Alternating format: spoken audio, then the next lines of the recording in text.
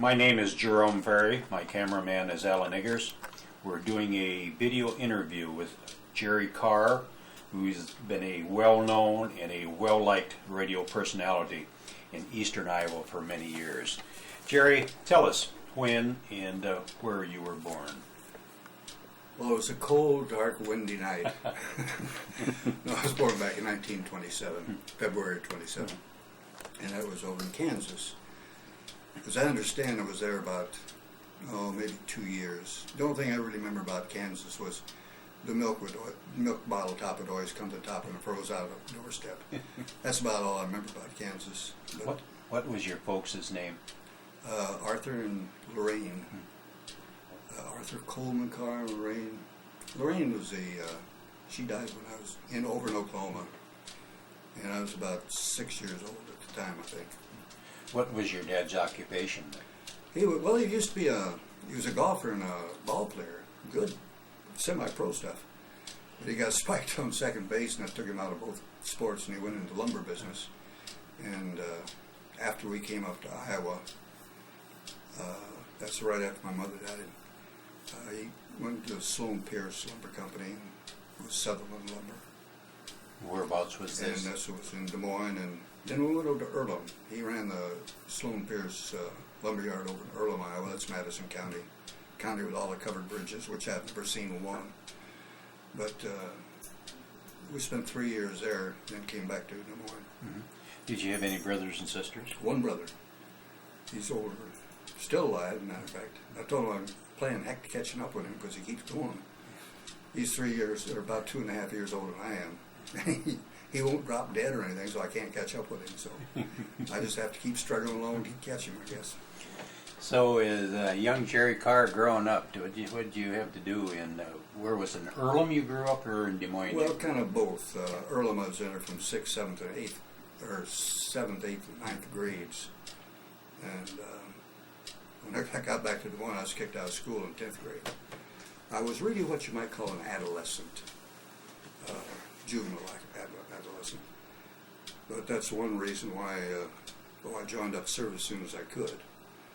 And the problem was that I couldn't join the service at 16 and a half, which was legal at that time in the Merchant Marine. And the reason I couldn't is because my dad had taken over us when my mother died, but he didn't bother to go to court or anything. So I belonged theoretically to the state of Oklahoma. And it took about 6 months of paperwork to get established, and he adopted us at that time. And then I joined in the Merchant Marine when I was 17. And where were you stationed? well, when I had 2 trips out, one trip went to Guam, and I went in the Merchant Marine in '44, August of '44. We took a trip over to Guam, came back. I remember it was Christmas Eve because we were coming under the bridge at the bay, and they made us go into kind of a circle outside the San Francisco Bay Bridge until 5 o'clock. And at 5 o'clock, all the people, the immigration people, or that inspected the ship, they all got off work. So we sat just inside in San Francisco Bay on Christmas Eve. I remember that too well. We just look up and see all the lights in Hollywood, and Christmas lights.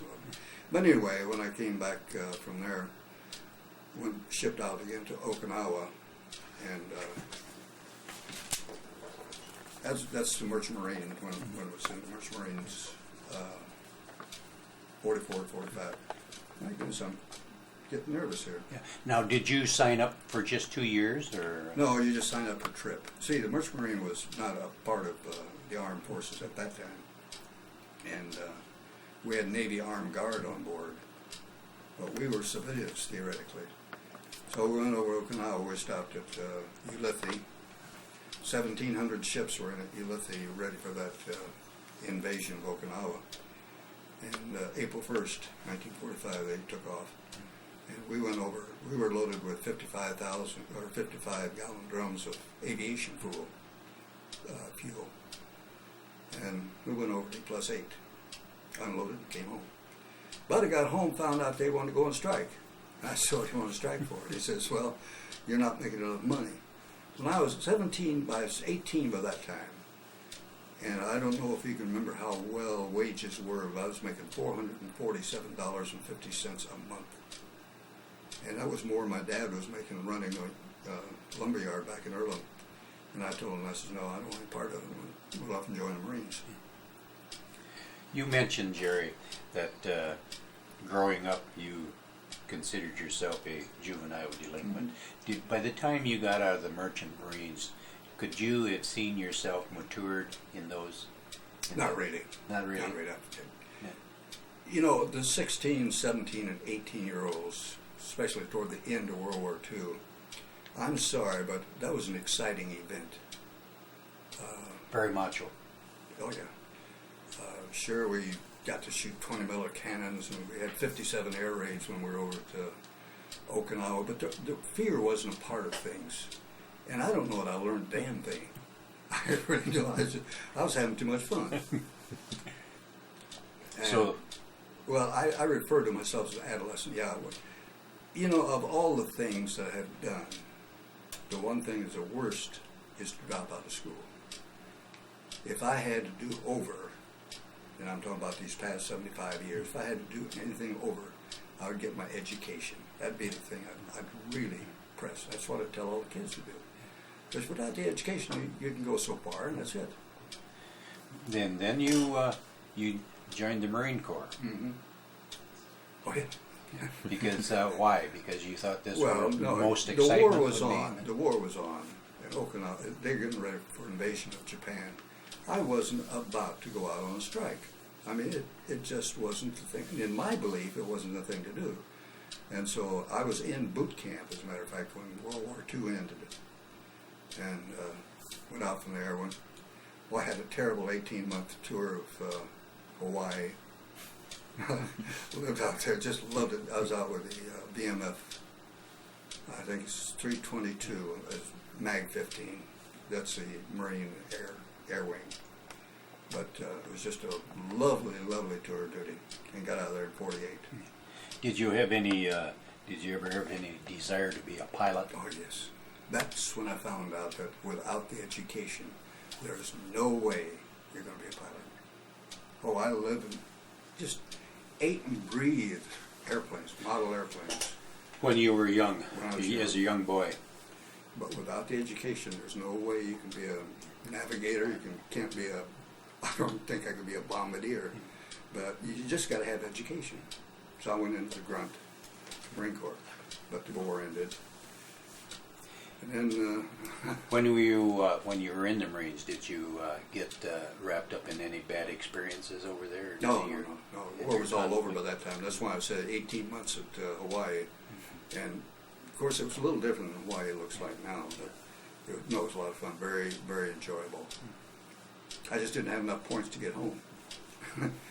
That's when all the people were being discharged out of the Pacific, and those that were in beachheads or any kind of battles, they received so many points. They were the ones that came home first. Me, I'm just sitting back there swimming every day in the paymaster's office and getting a nice suntan, having liberty every night. No, I had no problem. Did you get caught up in the Korean conflict?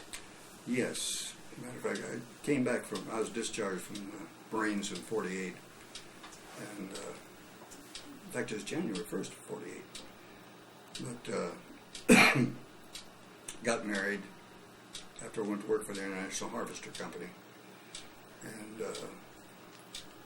3 months after we were married, I got orders to go to Korea. And I went back in 1950. I was over there all for the entire year of 51. And it was cold. What was your feelings on that when you got called? Kind of bitter? No, I was really kind of proud. A lot of us backed Harry Truman, although I used to say, but sir, all the way across the ocean. But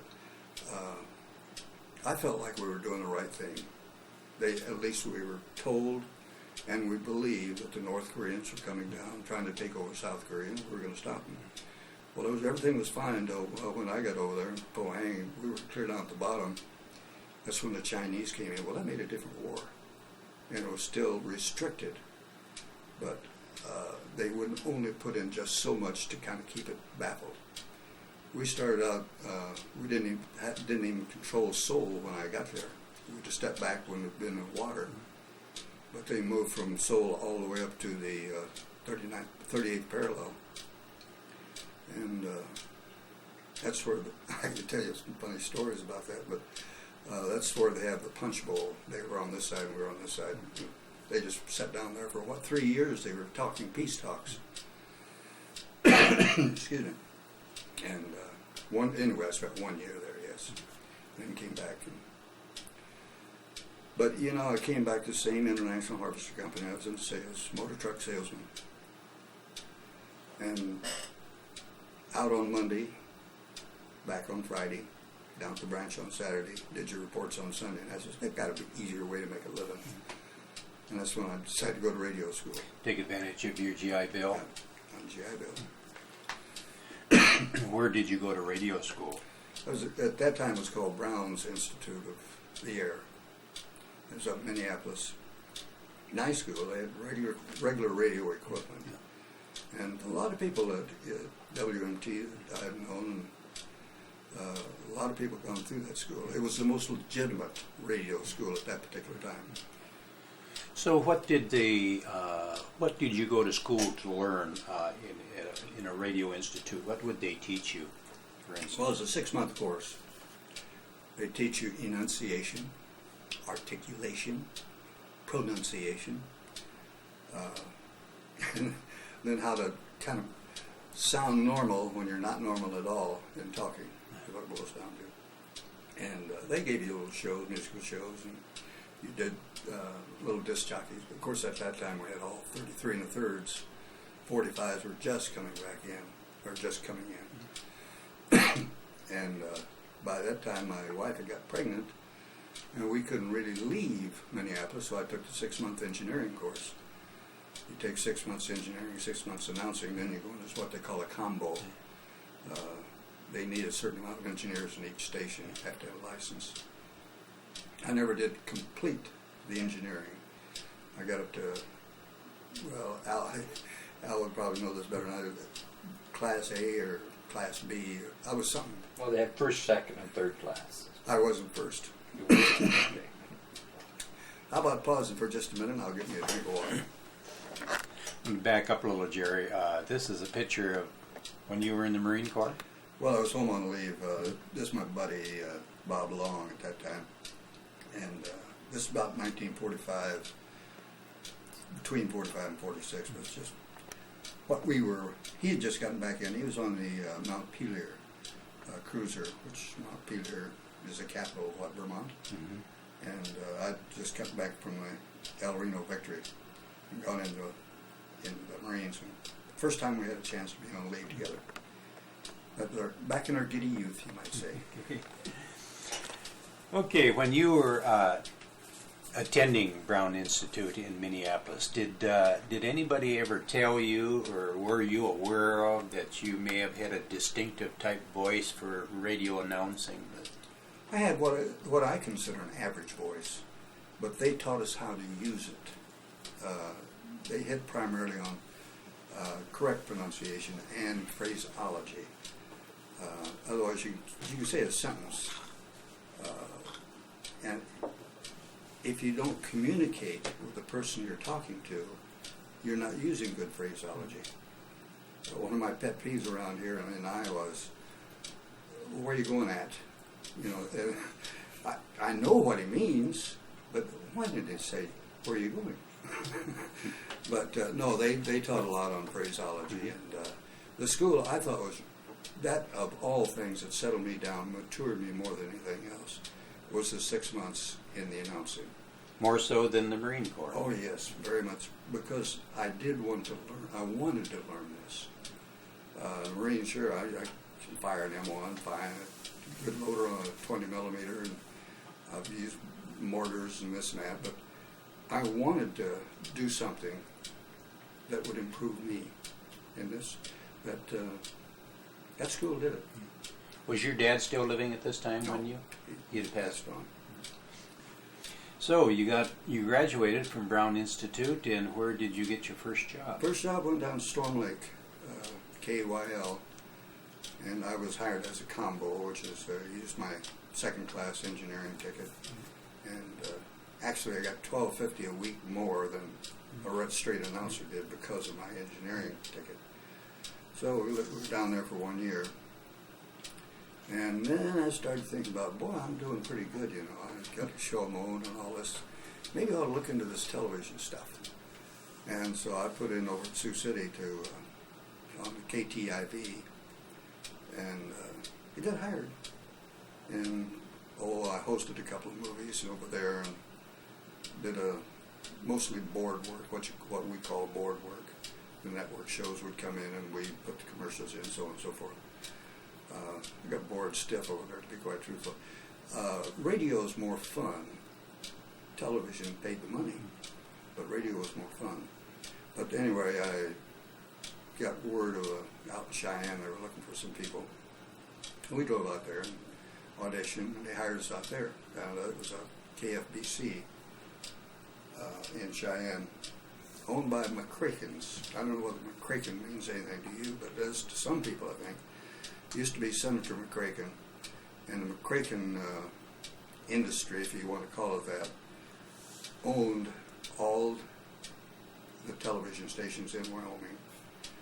They owned 14 radio stations, and they had almost every newspaper in the state of Wyoming. Of course, you know, there's a lot of cattle out there, there's not a lot of people. But in politics, you can imagine the influence he had on the state of Wyoming.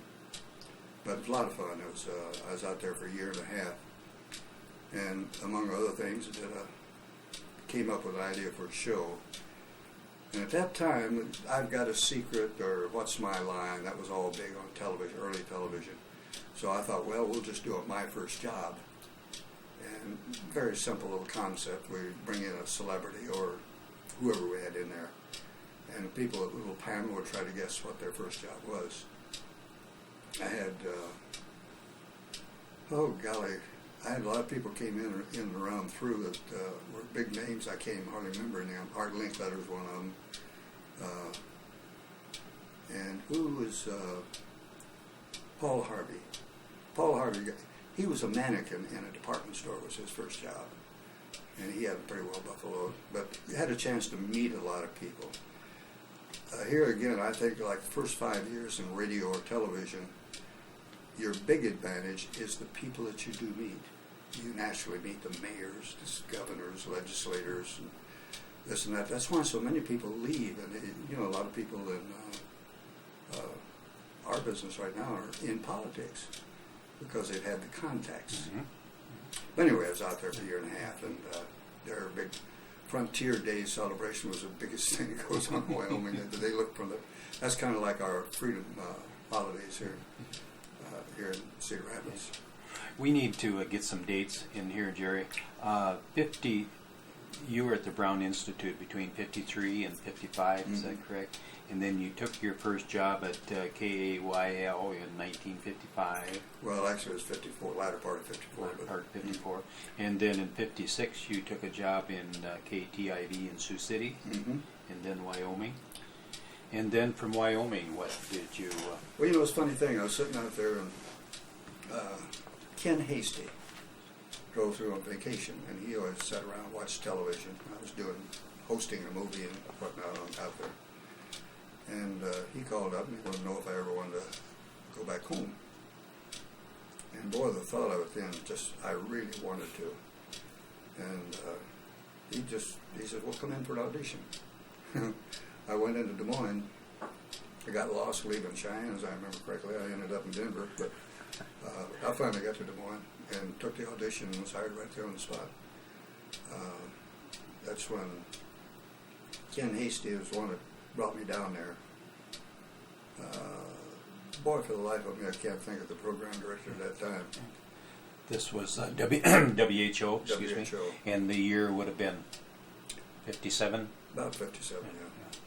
Was Ronald Reagan there at that time, or...? He had just left. I mean, when I say just left, all of his files were still around.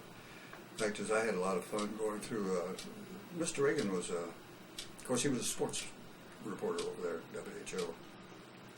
But he was quite involved in political things even at that time. He was a steward for the union. But he used to have a lot of speeches, and I used to read his speeches, and they were just well done. And that's the only contact I had with him at that time. But he had got his start the same way by going to Meeting people while being in the business. and taking a course, announcing and radio. Yeah, I'm not too sure how much Old Dutch really likes sports. He socialized quite heavily back in those days. In fact, there's one bar in Des Moines that's about 27 minutes, 28 minutes to WHO.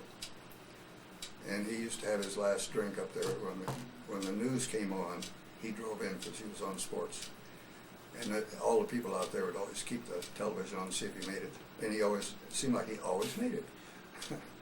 That's about all I remember about Ronald Reagan out there. But in fact, as they named a bar room out there after Mr. Reagan, which I'm sure he didn't approve of, but he didn't say nothing about it then. So how long did you stay with WHO? I was there 6 years. Was it a morning show? I had all kinds of shifts. WHO and WMT both. I think I've done every shift that's on overnight shift and late shift, morning shift, afternoon shift. But I was there for 6 years, and I guess it was Dean Lanphier called me. And the way Dean Lanphier gets his extra help, he says he didn't call WHO. He called KRNT. And he says, is there somebody in there that's giving you trouble in ratings you want to get rid of? And I says, yeah, there's a young fellow up here at WHO. He's getting too good ratings. And that's when I was doing we had this gambling show on the air. I say gambling show, kind of like the Lotto, Wheel of Fortune type thing. It was bingo is what it was. And they ended up making me take it off because they claimed it was gambling. But I had good ratings on that show. And anyway, Dean called me up. And I said, well, where are you calling from? He said, Cedar Rapids. Now, I'm a central Iowa man. And Des Moines is the only city in the state of Iowa at that time. And I said, well, I appreciate you asking, but I said, I don't think you afford me. And he says, well, what do you make? It's just that simple. And, in this business, it's funny, you move for one reason only. You go to a bigger station, or you go for more money, or you go for more coverage. That's how you move around. And he doubled my salary from what I was making at WHO, and I've been there for 6 years.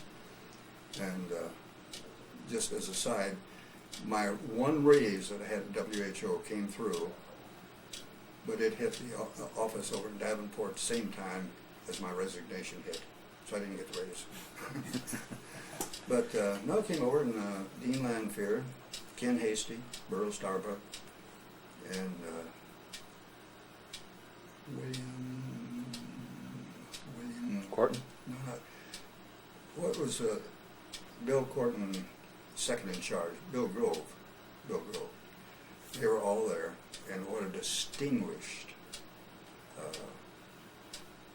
head of state, you might say, of any business. I mean, that was pure class. And been there, well, up until 12 years later, I left. Don't ask me why. There were personal reasons and this and that. And I just pulled up stakes and went out to California. Why did, how did they treat you with respect, being you a young kid on the block and come from Des Moines? And they were pretty impressed with WHO. WHO, you see, I used to get fan letters, really, from Russia, up and around Alaska, down in Texas. I had people listen to my morning show in Texas while they were out on the beach. And the idea of somebody coming from WHO to WMT, well, Bill Sass was there, and Jim Wicks, and these guys, they kind of respected, really. I felt like a puny little kindergartner, to be quite truthful. These guys are all good. It surprised me. And WMT still had a 5-state coverage. There was no little station. See, WMT had 600 kilowatt, or what is it, watts. And when they changed it back in, it must have been somewhere around 89 or 90, somewhere around there, that all the stations had to move 40 watts up the line. See, Cycles, not watts. Cycles, okay. Well, I'm never okay. making it. But that's why WHO used to be 1,000, and it was still a clear channel, but it had to go to 1040. Well, 1040 didn't give them the coverage that 600 was left with. We had real coverage as 5 states. Had we gone to 640, I don't think we got out of the state of Iowa. Do you recall who was the people the furthest away that may have would have called back or sent you a note and enjoyed your show? I had a card from a ship at sea. This is 50 miles off the coast of California. And he listened for almost an hour and a half, and to prove it, he just wrote down every song that I had played. There's no postcard. He says, I just want you to know I enjoyed your music. And I got thinking about it. It says, California. That's just going out pretty far.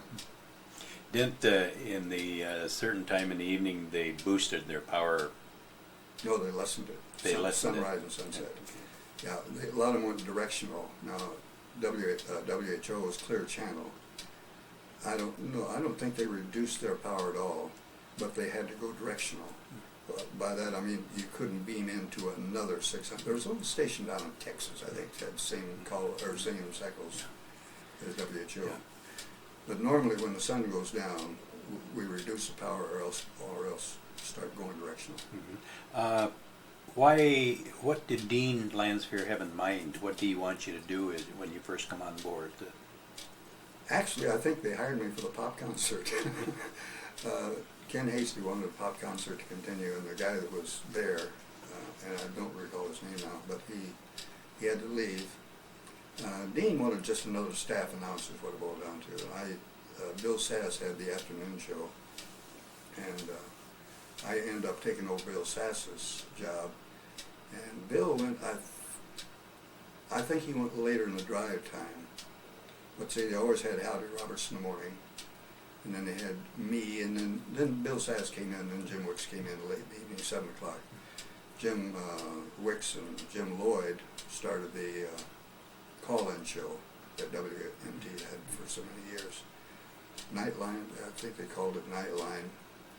I'm not sure what they first started calling it. You might add that this is all AM. This is before FM. Yeah, this is all AM. FM at that time was Muzak. It was automated.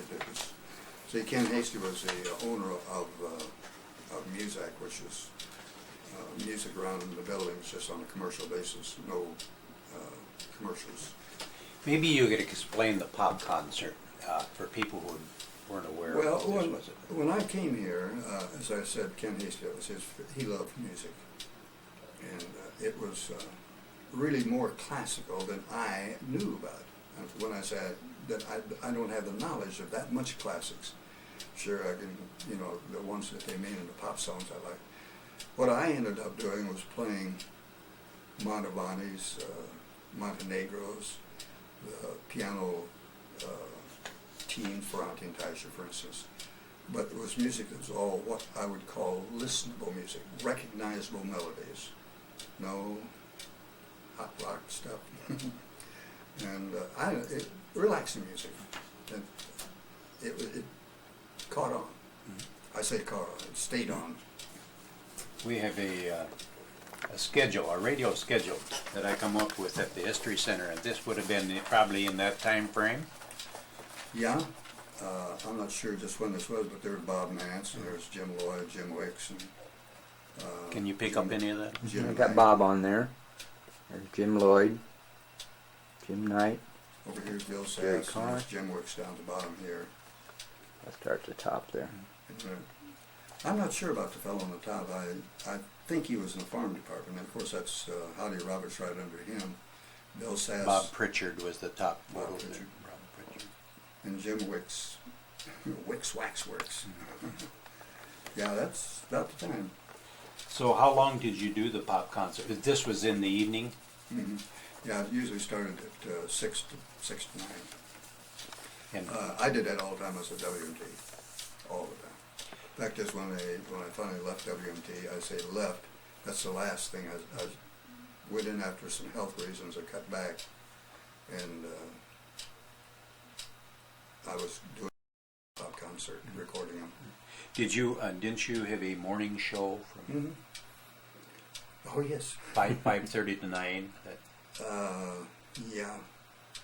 I think it went in at 5. Actually went on, I think we had news from 5 and 5:30. But went on about 5:30 to 9 o'clock, right? What time would you have to get up in the morning? I got up at 2.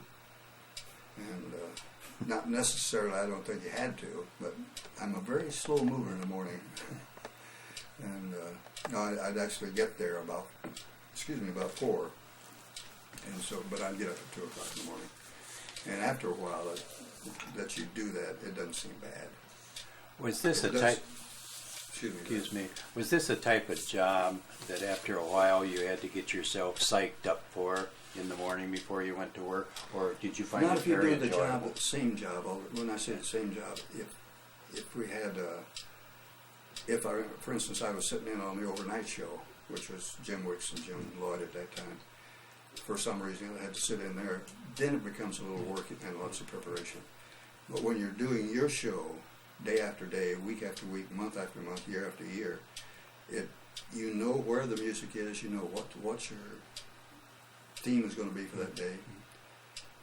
There's a lot of little tricks, I suppose. You know, you can say that you can build up one funny joke, for instance, on each 15-minute program. And I had the mystery melody, for instance, and that came around very naturally, really. When you cue up a record, you put the record down and you let it spin and put the needle on, and it spins around. Or when you hear the melody starting, then you back up the record. That's no-no on the old 78 days, but when you'd always hear the very first part of a song. And what I finally did, I said, well, now I know what that is. I wonder if anybody else does. And I started calling it Mystery Melody. And what the good people at WMT did was they put in $6 a day. And it built up to, it was over $1,000 on a couple of occasions where people couldn't identify I'll give you one quick example. The music starts out, da da da da da da da da da da, and everybody says, well, of course in the Madness it's an old German waltz. And then they go right into Mac the Knife. Nobody gets that for a long time. And it got up to over $1,000. But in answer to your original question, it becomes really quite natural. Second nature. You feel bad when you miss a day. Yeah. And I don't think I missed days. I had very little time off. Did you ever do the Man on the Street? No, but I worked with Dean Lanter, who did do it. See, when we were down at the old Paramount building up on the 5th floor, Dean used to do the Man on the Street. Well, he finally didn't want to go down on the street to do it, so he brought it up in the studios. And he was over in this studio with a piano and some live shows, cooking show went on. And I was sitting 4 pieces of glass away, and I just kind of co-hosted it with him, did all the commercials and whatnot. You were known for playing quite a bit of patriotic music. I've always loved it. A lot of people ask about that, and I don't know. As I tried to explain it, I had the not only ability, but I had the facilities for saying what most people say anyway. I mean, you may not want to hear the Star Spangled Banner, every day or anything. But on the other hand, if you do play it, like I did, a lot of people who hadn't heard it for a long time. The only time you hear it is when we sign off the air. And of course, we were a 24-hour radio station. We didn't sign off the air. But I always did like patriotic music. I like marching band music, and yeah. Did you have any competition at any other radio stations that were tried to keep up with your type of style? Wally Phillips up in Chicago. At what station was that? WGN. WGN. Yeah. He was really at one time was the biggest competitor we had around here. Yes, when I first came here, there were only 7 radio stations here in Cedar Rapids. And that's before FM really got started. Now there's, 50, 60? In this area, there's a whole bunch of them. And Howdy Roberts was, just as he left, Howdy Roberts had a little over 50% listenership. That means every other person listening to radio was listening to Howdy. Now that's a whale of a rating, you know. I never did get that high, but I know I did get in the 40s and 45 on occasions. During the Iran hostage situation, you got quite wrapped up into that. Yeah, I'm trying to think of her name. Koob. Catherine? Catherine Koob. Kathleen Koob. Kathleen Koob. Yeah, she was one of the prisoners. And I started just saying, well, let's give a minute's silence, and each in their own way think about our captives. That went on for 444 days. Well, I started that at about the 5th day of their captivity. What caught my eye was in the Gazette that they said, this is day 5, this is day 6. They had that daily thing in there. And so as that started, I thought, well, why don't we give a minute's silence? And of course, pretty quick, we found out that 1 minute is pretty valuable time at that time of the day I was doing it. And we cut it down to 30 seconds. And we didn't want to say pray. Unfortunately, I can't say that. So we said, each in their own way, give a thought for the prisoners, POWs. And that went on for 444 days. Now, Wally Phillips, when I say your competitor, Wally Phillips started out, and quite a few stations started out, and I think they all folded around 100 days. And the one problem I ran into is you can't have 30 seconds of dead air. So I got the idea, well, we had a clock ticking. And we had a clock tick for 30 seconds, is what filled up the airspace. But anyway, the day they were released, and I had a closing thing with, in fact, I think it was Perry Coleman's the one I played the final. Getting back to your, I'm skipping around here, excuse me. But you're saying you're patriotic. When I did that 1 minute prayer, or that moment of prayer, I was followed with a military song or a patriotic song, one way or the other. And when they were finally released, I believe the one I got was Perry Como, Let There Be Peace on Earth. And that's what we finally closed on. But I was on the air the next day, and Catherine's sister from Waterloo called me. She wouldn't go on the air. She didn't want any notoriety or anything, but she just said, Catherine or Kathleen, I forget what she is, Kathleen, said she wanted me to thank you. And to me, that was the greatest moment in my radio history. Weren't you honored with the award? Perhaps this one here? I didn't. Oh, I got a room full of things back out there, but I don't know whether you can see this or not, but this is Peter Tien received the first one. It's a Greater Iowa award, and it's a Freedom Festival award is what it boils down to. He received the first one. Well, the second one, they nominated me, and I happened to get it. I asked Peter, I says, well, how come you didn't put my name up there? He says, they're calling it the Peter Tien Award. So I said, hey, it's fine.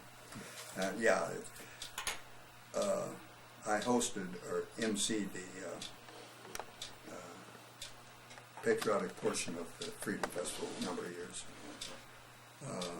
Among other things, we raised through WMT a little over $40,000 on a memorial out at the ballpark, the one that they just moved here recently when they put in a new ballpark. And I've dedicated a lot of monuments around eastern Iowa to various legions, VFWs, and various posts.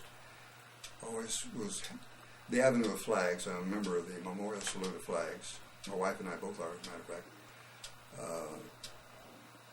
There we take the flags of people who have died, their burial flags, and we fly them, and we store them. But 3 times a year now, we put the flags out. That's how the Memorial Salute of Flags got started. Peter Tien started that. You were very active in the Marine Corps League. Mm-hmm. We started when I first came back here. We just started it up again, I was comment out of that for 3 different times. But we had a very active league there for a while. We had over 200 young Marines. And when I say young Marines, this is people at the age, I think, is up to 15 years of age, from 10 to 15, or somewhere around that. And we kind of gave them rather a disciplined Boy Scout unit is what it was. Among other things, we put in over 5,000 flagpoles here in the Cedar Rapids area. We go out and cruise about 3 to 4 in a group. We dig the holes, put the flags up, and we'd sell them for, at that time, $19.95. 17.75 is what it started out as. But now you put up a flagpole and you're talking about 100. And, listen to me, 100. Sound like Leo Greco. $175. Here was a something that appeared on a billboard. I take it Yeah. sometime during your career. Well, as I told you, I went off to California. When I came back, I got a job over at KCID up in Spencer. I was gone for 3 years. And when I came back, this billboard, this is located right up there by Collins Radio, and who had the billboard industry, or outdoor advertising industry at that time, was Gene Dowry, and he just put that up. He was glad to see me back. I was real proud of it. That had to warm your heart a little bit. Oh, yeah. Well, there's so many good people. When good people do a good thing for you, you feel it. You feel it, that's all there is to it. You had the problem with her name one other time, dear, remember? Jerry, I think around in the early 80s you did the Elder Fest in... Elderfest, yes. One way I could build up listenership is you go out and you talk to people. And you know yourself, if somebody came in and they was a guest speaker at your little organization, well, you're going to tune into them once in a while. So that was kind of my theory. One year I hosted, emceed, or judged 75 times in 1 year. The Elderfest was one of them. Elderfest was made up of older people who need things to do, and they do a good job of it. Well, we always met out at Coe College, and I think it was Beam Auditorium, but when they first got there, they didn't have much participation, but anybody over 60 didn't know who I was, because everybody was going a little bit more to the rock stuff and fun and big interviews and rather foul language, but I never did. And anybody over 60 was really listening to me. So anyway, when they came out there, they filled up the auditorium first year, and so the second year they said, would you do it twice? And they filled up the thing twice. Third year went out there, and we did it 3 times again, or 3 times that time. And it was always fun to talk to them. But they'd come back. You see, the nicest thing about talking to people who are 60 to 80 is you can tell them a story one year, you can tell the same story next year. They won't remember it. Which in the meantime gives me plenty of time to rehearse. No, a lot of fun talking to them. What time frame do you suppose your peak years would have been? WMT? I think probably 5 years after I replaced Howdy, after Howdy quit, which would be somewhere around 70. Whenever I got that thing. I wanted to... I'll let you lift it. I ain't gonna lift it. This is the Marconi Award. Marconi Award is really to radio what the Oscar is to film, or what the Emmy is to television. Marconi Award, they give out usually, probably 25 or 50 a year to different categories. 1 year I was nominated, and Jim Zabel beat me out down at WHO, and in I think 93. But anyway, in 95 I was submitted again, and that was following the Iran hostage thing. And anyway, they nominated me. I'd always been real proud of it. But it's kind of like my little Emmy. And answer, I think, your first question, or not, question which led into that. You said, when's my peak time? I don't know that I have a peak time, but it was probably the 5 years preceding this 95. So around 90 was when I really felt comfortable and felt like I was doing something. How did they determine how much to pay you? What did they base their merits or their... Well, William Corton was all business. William Corton had kind of a scale of his own for his employees, and but I thought it was really quite fair in what he did. But it wasn't an opportunity to really get rich. He paid a good, fair price. It was always above what the union had here in town. And but when Frosty Mitchell took over and he bought Corton out, that was in 87, perhaps? 87, is that right? Frosty had a lot of incentive plans. If your rating goes up a point, he'd give you $1,000. His rating, and I remember Tim Boyle. I think he went up 6 points one year. Bingo, there's a check for $6,000. Frosty Mitchell was always very generous with sharing what he made. And he built it. The ratings went up when Frosty came over. A lot of people didn't like to work for him because they thought it was too hard of a taskmaster. But he shared everything he did. As a matter of fact, when Frosty finally sold out, and that was just before I left, but he'd always give them a Christmas party. And Frosty Mitchell, for every employee there, he always had a Christmas bonus. It was based on how many years you've been there, and what your salary is, and some complex thing. But it was a fairly nice little Christmas bonus. On the last year, he says, everybody got the Christmas bonus? Yeah. He says, we may not have a party next year, so I want to share. He says, just go 10 times what you got, and that's going to be your bonus this year. And he gives all a 10% bonus, which is really boiled down to quite a bit of money.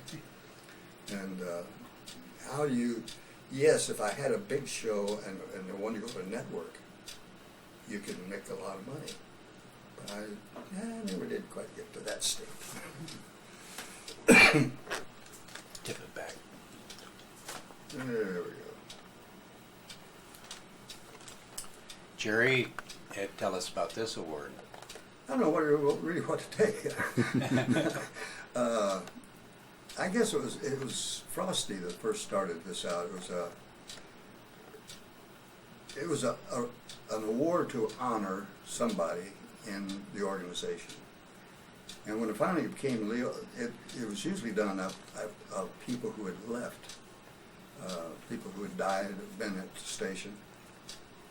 But when Leo got it, Frosty says, well, let's see, likability, enthusiasm, organization, or something like that. And he called it the Leo Award. Well, I got it next year, so it's called the Leo Award. It's just for outstanding, listen to me, but it's for an honor to the people who are working there. They honor one person a year who gets this. Bob Nance has got one, Leo Greco, Jim Wicks, and Jim Lloyd, and so on and so forth. Did Leo ever lead you to believe it was possibly him that... Nah. Leo. Just joking. We razzed him a little bit about it, but no, Leo's too good-hearted. I think he was more embarrassed than anything else. But what was the last show you did just before you retired, Jerry? Top Concert. I did that for about 6 months, and like I said, I had some health problems, and they were cutting back. We were under a new ownership, and this is radio business today. Is not like the old personality. It used to be personalities is what made the rating. Now it's just kind of more of a business thing. And I did the open line and Top Concert for about 6 months, and I just finally decided time to hang up the mic and quit. Was the open line the cooking show? Yeah. And I couldn't tell you a knife from a fork. You didn't have any culinary. No. No, and in fact, as the fellow replaced me, Dwayne Schmidt, he was really quite a talented guy. But he had personality, he just couldn't get along with some of the elder listeners. I loved him, and most of the listeners loved him too, but boy, he really irritated some of the others. But he's still around town, he's working on the railroad now. You had acquired a handle, the old Cherokee. Where did that come from? Jim Lloyd, actually. When I came from WHO over here, and they hired me, what they usually do is they have you come on one of the shows to kind of introduce you to the listening public. And Jim Lloyd happened to be, I guess I was on the open line. And he was introducing me. We were chit-chatting a little bit here and there. And he says, "Oh, you got a nice tan." And I said, "Well, I'm an Indian." And I was joking, of course, and he took it quite seriously, and he was highly embarrassed. And he said, "Oh," and this type of thing. And I said, "No," I said, "Indians just, they brown easily." And he says, "Well, what tribe?" And I didn't know whether I was an Indian or not, to be quite truthful. But the only Indian tribe I knew was Cherokee. And so he started calling me the old Cherokee. My brother still claims, and I know I do have Indian blood, don't get me wrong, but it's not Cherokee. No, it's Choctaw or something else. I don't know what it is. But anyway, I've been known as the old Cherokee. What was some of your favorite topics you used to reminisce about on the air? That any particular? I just loved it. It's quite evident my memory isn't what it used to be at one time. But it's funny, I can remember things that happened in 4th grade or 10th grade. And I can name you names from people. I can name you the entire girls' basketball team of Earlham when they took the tournament back in 1939 or 40. And Jerry, I'm having trouble even remembering your last name now. I remember you reminiscing a lot about Indian lore. Oh, yeah. Well, and on the serious side, of course I was known as the old Cherokee, and I told him, I said, "Yeah, I got about that much Indian blood in me." And but people started sending me items about the Indian historic background, and I tell you, it's something you once you study it a little bit, it's a culture to be admired. The one thing I always liked about them is whatever they took from the earth, they returned to the earth. They didn't have any problem with pollution and all this stuff, garbage pickup. The Indians used everything, but there were so many things. I learned a lot of stories about the Indians, and became almost, and I say almost, an authority, which wasn't deserved, but it was there. And when you're interested in something, you start studying it, you learn. When Frosty Mitchell took over, was there quite a change in the style of management or programming? Yeah, we started wearing golf shirts. No, yes, there was a tremendous change from Mr. Corbin. The fact is, a lot of people were contemplating quitting real quick because he was using the modern day business in a type of way you run a television or radio station. And but after a while, you kind of get to know Frosty. Frosty was short-tempered. Oh my, he was short-tempered. But he'd blow up and boom, forget about it. And Corton, I never saw Corton mad in his life. I don't think I ever saw Corton mad. Mr. Corton. There was a change, yes.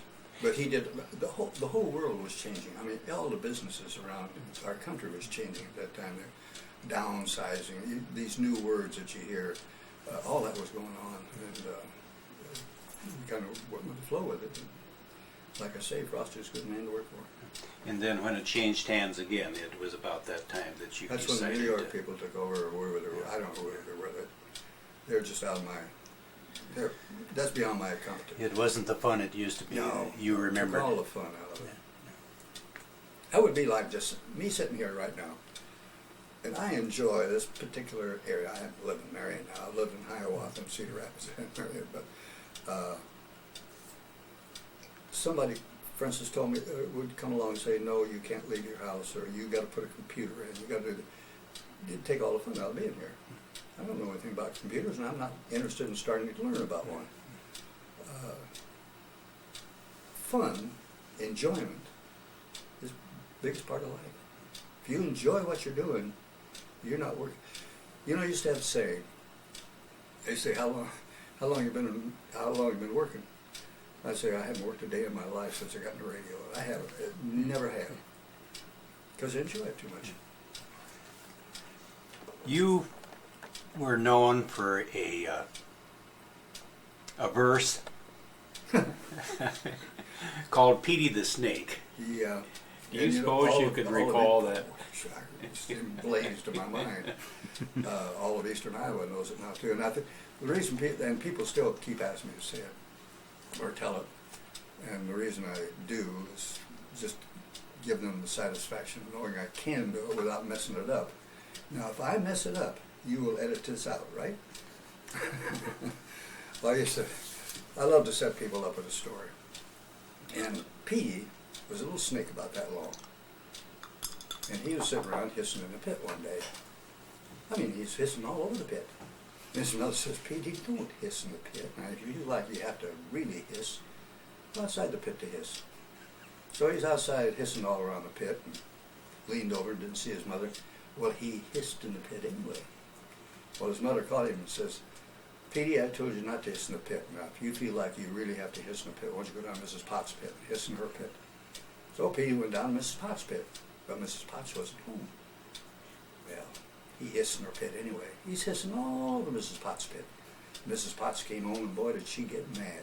She says, Petey, how dare you hiss in my pit? If you have to hiss in the pit, go to your own pit and hiss. Upset Petey something terrible, and he cried all the way home. We got home, his mother said, Petey, why are you crying? I'm down to Mrs. Potts' pit and hissing in her pit, and she told me if I had to hiss in the pit, I ought to go in my own pit and hiss. She says, well, that mean old lady, I know Mrs. Potts when she didn't even have a pit to hiss in. And every time, I messed up that story publicly one time. You know who I was talking to? Lutheran Layman's League. and of course, everybody realized I didn't do it on purpose, and I got the biggest laugh. Now, the fact is, I even contemplated of screwing it up each time I told it just to get a big laugh out of people.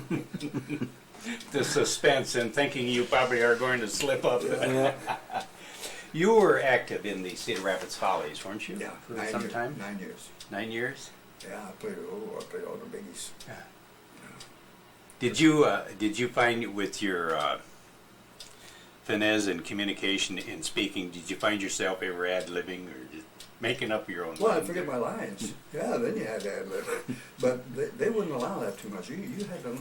They got good directorship on the Follies, and it may sound like an ad-lib, but it isn't really. It's, you know your lines or else you don't. A couple of guys used to foul up on. One time, who's the guy who always said, make no mistake, this is a big one? Who's that radio announcer? Isn't Yon Electric? Or? Yeah, Yon Electric, but who's the voice? Well, oh, Now, how come we just can't think of it? Knowing I think well, he worked at KCRG. Yeah, he worked at Yeah, KCRG. yeah. Make no mistake, this Yeah. is a big one. Well, he was on one side of the stage, and I was on the other side of the stage, and he was representing KCRG, and I was representing WFT. And we were kind of co-hosting this skit. And so my routine was first, and I told him how WMT's been here since 1926, and so on and so forth. And I says, and now, I'd like to have you meet, I'm ashamed of myself, I can't remember his name. And I said, make no mistake, this is a big one. And I'll tell you, the director came down on us and he says, no more ad-libbing up there, but Jerry, we had a couple of pictures here. I'm going to back up a little bit. This picture here is you as a young child. Was that you up in the front? that's me in front, my brother and my cousin, I guess, was the name of it. And that was taken in Des Moines, New Mexico. I used to go out there a couple times during my growing up years. And I remember going down to the bus station, I'd say I'd like to have a ticket to Des Moines, and I was in Des Moines at the time. And they figured another smart kid coming up here, you know, so. But yeah, my uncle had I guess you'd call it a ranch. He raised horses anyway. Did you ever ride a disc?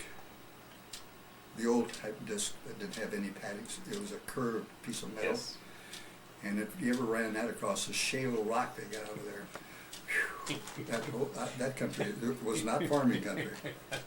And this is your children. That was taken down in Des Moines. They were born 5 years apart, as a matter of fact. There's not a twin there. Can you remember all their names? Oh yeah, it's Tony and Jack, Kitty Carr, Mike. Is that 5? Very nice. Stacy. Just 4 on there. Stacy must not. Oh, Mike is not on there. Mike, okay. Yeah, Stacy got his name. We're out of Wyoming. He was born out there. We ran out of names. And the big record at that time was Stagger Lee. And so when we started, I said, well, call him Stacy. And that's how he got his name. Because all I could think was Stacy Lee. In what year did you finally retire from WMT? It's been, what is this, 202? 96, possibly? No. About, 2 years. I've been really fully retired for 2 years now, so about 2000.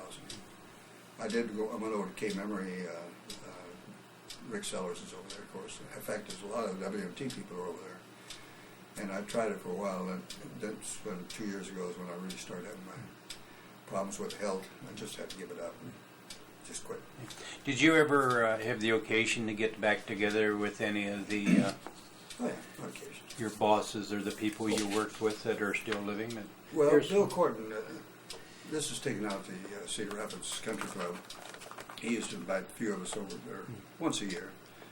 And all he really wanted was that he liked us, but he wanted to know how the operation was going on. So once a year he'd have us up for dinner. In this particular case, there's Mr. Corton there in the middle. The second from the left. Yeah. From the right. Second from the right, excuse me. Ken Hasty is there in the middle. And we have over on one side is Burl Starbuck. Mm-hmm. And me. It's the only time I put on a suit coat. I remember going, you couldn't go in there without a tie. I never have been a really sartorial person, but it amazed me that I couldn't go in for lunch without a tie. I've never been around too many places like that. Jerry, if you had anything to do over, or if you had a chance to do anything over in your life, would you have done anything different? Well, as I mentioned before, I think the one thing I would correct in my life, if I had a ability to do it, would be get an education. You cannot beat education.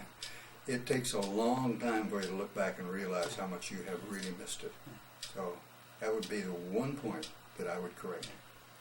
What's your feeling on the style of radio today compared to back when you were working in the 70s and the 80s? There's no comparison.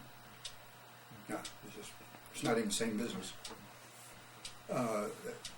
Again, under Mr. Corton, and in those days, personalities used to be the thing that made a show good or bad. It was the personality.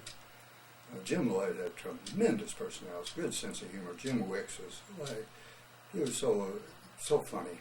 And Bill Sass, they don't have people like that around anymore because you have a set little format.